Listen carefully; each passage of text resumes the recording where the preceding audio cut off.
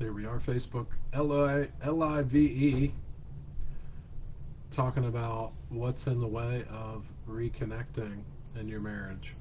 This is for anybody who's feeling like connection is lacking in your marriage. Maybe your partner doesn't communicate. Maybe you find it hard to communicate.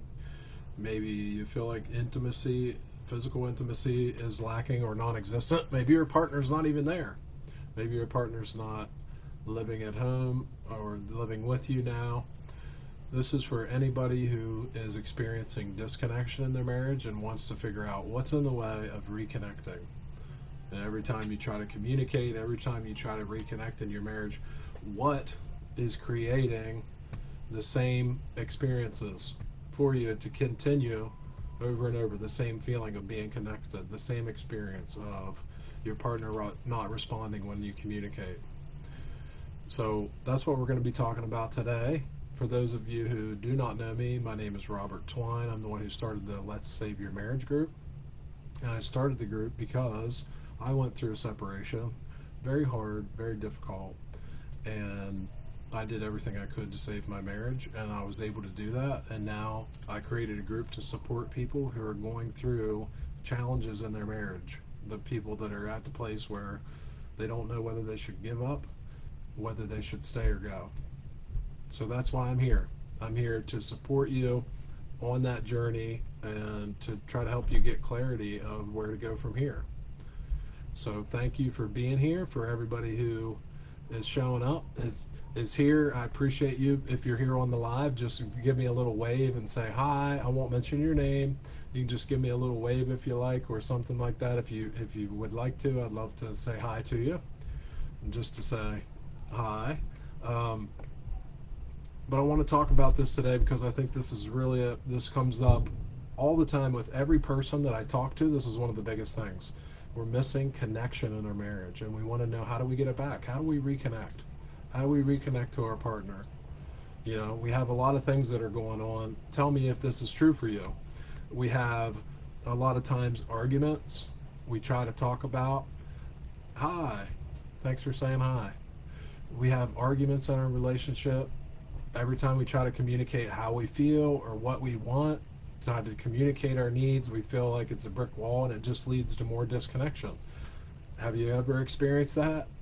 You try to share what's going on with you, and every time it seems like we try to communicate how we feel or what we want, our needs, our feelings, it leads to more disconnection. Can you relate to that? I know it's happened in my marriage for a long time. It still can happen.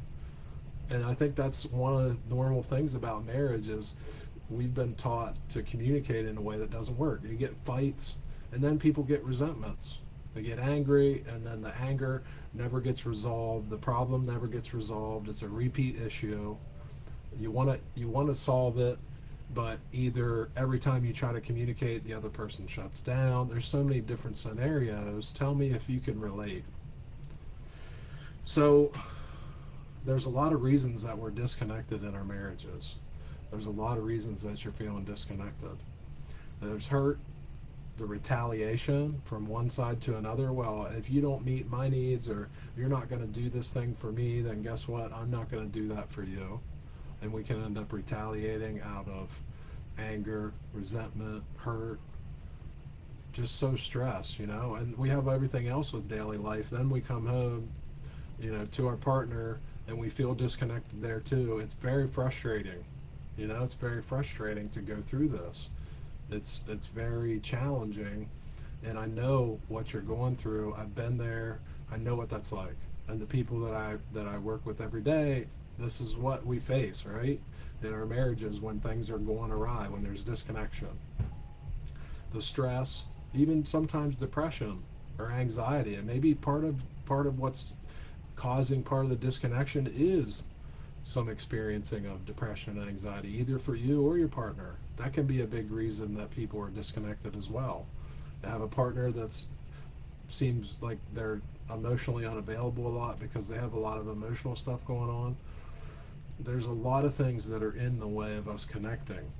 So I want to talk about those things a little bit, just to give an idea of what's in the way. What are the hurdles here? Like what is happening? We have the arguments, we have not knowing what each other's needs are, and then not wanting to meet the needs because we feel like it's retaliation because the other person didn't meet our needs, right? We have sometimes anxiety, depression on either side that causes the disconnect and the inability to be able to want to share with that person because we just have to conserve our energy, or they have to conserve their energy just to survive in that moment. So there's no connection able to happen. That comes up. Or maybe it's just stress from work. Maybe it's stress from other life, from kids, from work, all the things that can get in the way of having a great, strong marriage and a marriage where you feel connected. So I'm going to say the number one thing that is in the way is a lack of one thing. All these things come from a lack of one thing. It's a lack of understanding what the issues are and understanding what the solution is. And that's why you're here, because you're looking for a solution. You're looking for understanding, and I honor you for that you're here. Because that's how we get a solution. That's how we find a way to connect in spite of all these things. So, what is understanding? When you think about understanding, what is that? I feel like you ever heard the saying, the truth will set you free? Understanding is like the truth of what's really happening. The underlying truth. Once we see the underlying truth, we can do something about it.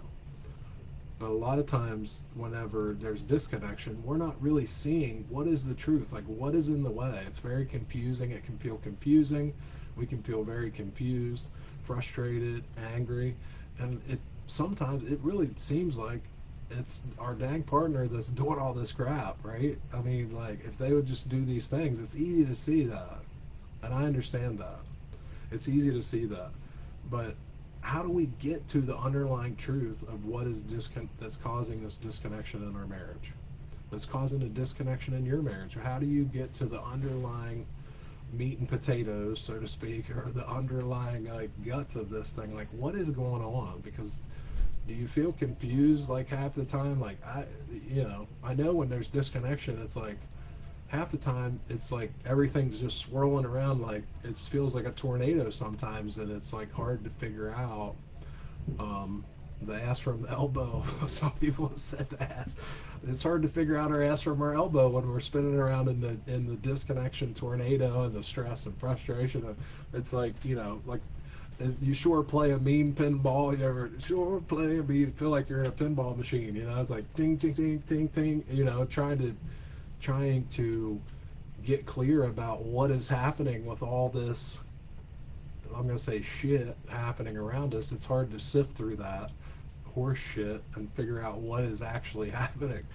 But that's where the solution is. We got to sift through the horse manure to get to the little gold nuggets that the horse swallowed, right? To figure this out. And that's why you're here. So, how do you get understanding? Because that's the answer. I'm going to tell you, the answer is understanding. The answer is getting to the truth of the problem. So how do you get understanding? People do go to school. Well, where's the school for marriage? Do they have marriage schools? I guess some people do, right? But schooling, study, there's lots of books out there. We can get books. We can read books. Mentors. Like myself, there's mentors out there. There's a lot of ways that we can start to really understand what's happening. And through experience, we start to learn what works and what doesn't.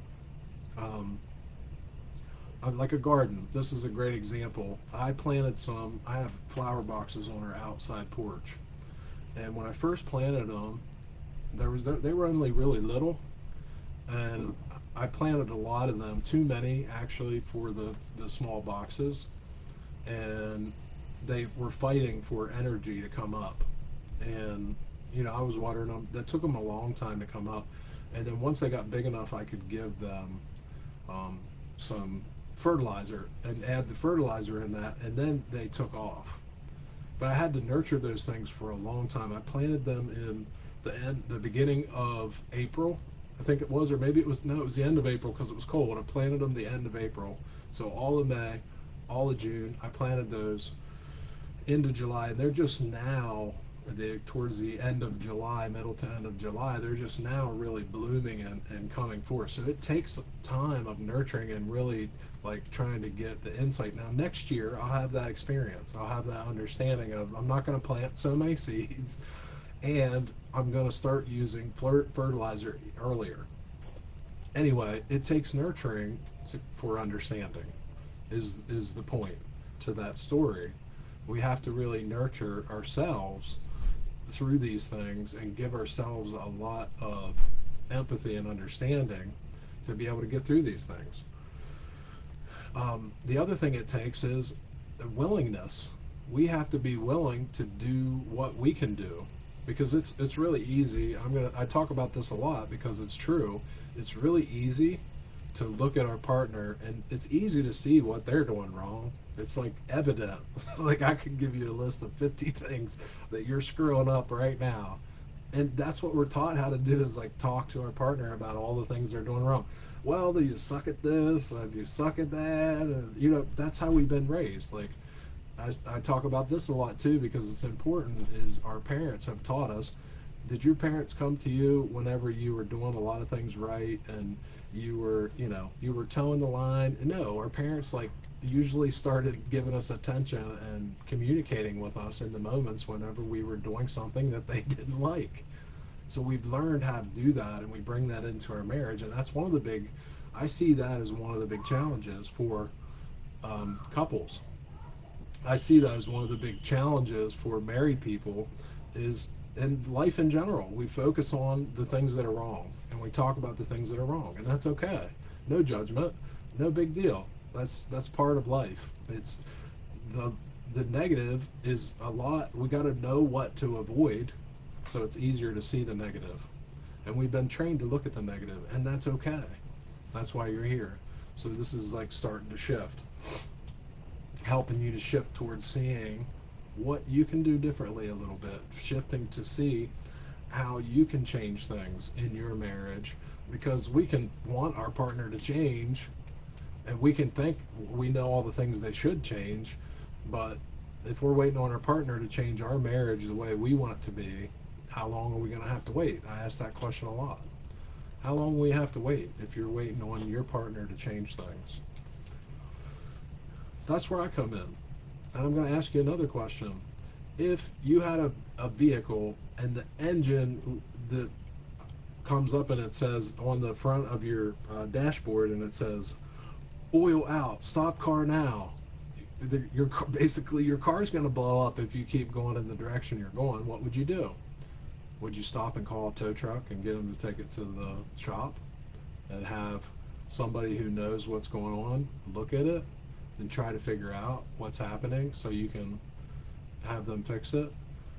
But in our marriage, we can start to have these warning signs of these arguments, resentments, retaliation, all this resistance come up, fights, not being able to go through things. But who do we contact to help us to get over that?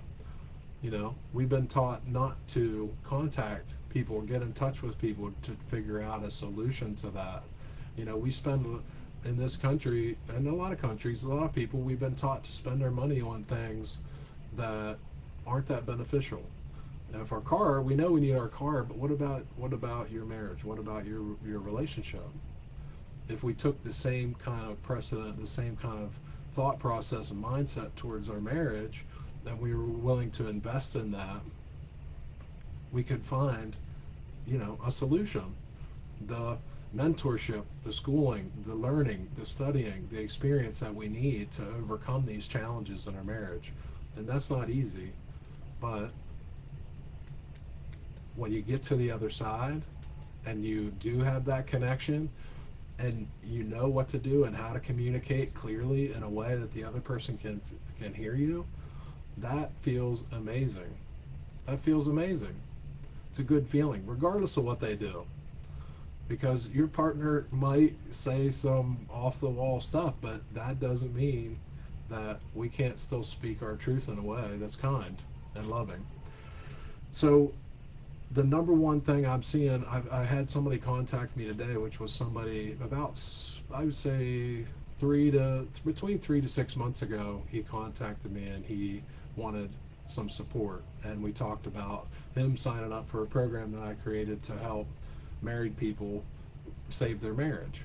His wife left. He wanted his wife to come back, and we talked about the program, and he decided he was going to do it, go on his own. Well, this has been it's probably been about 4 months ago. He contacted me today and said he had told me already that him and his wife filed for divorce and she followed through with it. And now he's wishing that he would have signed up for the program. And I hear that pretty often, at least once a week, from people that say they wish that they would have done more. They wish they would have done more to save their marriage. They wish that they would have taken those big actions that they were on the fence about. People that have worked, I have one client in particular that I've worked with for a little bit over a month that I'm super excited about. He just did a live testimonial I'm going to put up in the group in the next week or so. But his wife was completely checked out, wanted no contact, filed for divorce. She was gone, done. Like, she was like, I'm done. If you want to talk about marriage, you can talk to my dad. She wasn't even talking to him. He was really depressed, going through a lot of anxiety. Whenever we met, and we worked together for a little over a month, and now his wife today sent in the papers to the lawyer, told the lawyer to rescind the divorce. She wants to stay married. So that's super exciting, and I'll be putting up the testimonial from him in another week or so. But this is a call to action. If you know this is something you need in your marriage, reach out. I'd love to talk to you about it. If not, I'm going to continue to do these live videos because I know this is another thing, is accountability. We need somebody to be accountable to. Like, we're not accountable to our partner, and a lot of times we're not accountable to ourselves. So it's nice to have somebody there that you can be accountable to. And that's one of the things that I offer, is accountability. Either through this Facebook group, or if you need more one-on-one support, you can reach out for that. And that's even at a higher level, but you're getting that now. This is part of your accountability. Like, okay, what can I do about this? A reminder, because hey, we all know, we go to school, we learn. Guess what? How much of stuff do you remember from school? If you're anything like me, you probably don't remember a whole lot from school. I think kingdom, phylum, class, order, family, genus, species. I remember that. Let's see what else.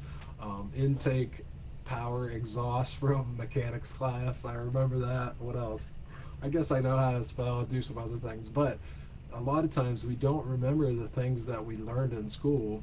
And understanding is the key here, to be able to reconnect to our partner, understanding ourselves, understanding them, understanding communication, understanding our needs, understanding their needs, understanding the difference between how men communicate and how women communicate. There's a lot of different things to understand. Understanding how we all have different paths and how that affects the way that we connect and communicate in our marriage, and what people need. Some people really value space. They don't want that closeness. And I see this a lot. Usually there's one person that really wants connection a lot, and the other person is kind of like, I'm okay, I love you, but I don't need all that connection. And then the other person that loves the connection, maybe you're that person, loves the connection, is like yearning for more connection from this other person, and they're just like, I'm okay, like, you keep giving me connection, like, you keep coming for connection, that's all I need, right? That can be really frustrating.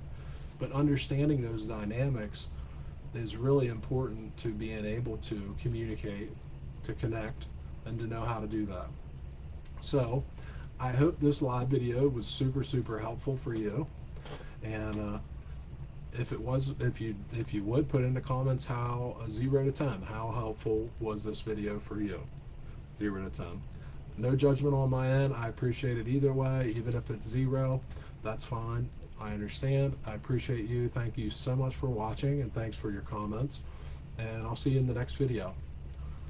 I'm going to try to make sure I do at least one a week and possibly two. So keep your eyes open for that.